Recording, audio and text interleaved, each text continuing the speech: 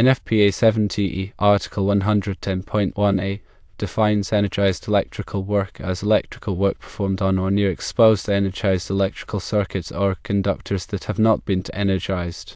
The definition does not specify a voltage threshold but refers to the energy available at the point of contact, or EPC.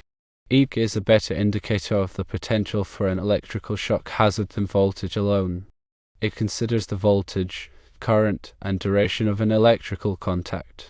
The 10 Joule threshold in 70E is based on the assumption that this amount of energy is sufficient to cause ventricular fibrillation, a life-threatening heart rhythm disturbance.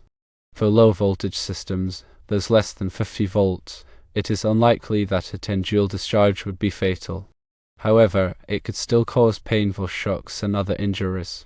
The severity of the shock depends on several factors, including the duration of contact, skin resistance, and body mass. There is limited formal guidance specifically addressing low-voltage systems in 70E. However, some additional considerations may be helpful. Firstly, consider the specific circuit parameters. The type of circuit such as notification appliance or speaker, current limitations, and fault current potential should be evaluated. Secondly, assess the risk of skin contact. Connections should be made carefully to avoid accidental contact with exposed terminals or conductors. Thirdly, wear gloves.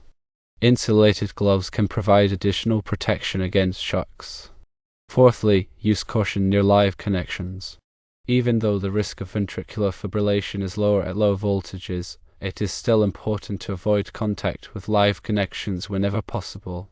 While the 10 Joule criteria in NFPA 70E is a reasonable safety measure for high-voltage systems, it may be overly conservative for low-voltage fire alarm circuits.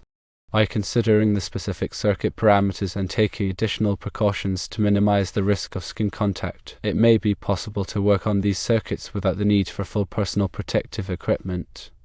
However, it is important to consult with qualified professionals and assess the specific hazards of each situation before making any changes to safety procedures.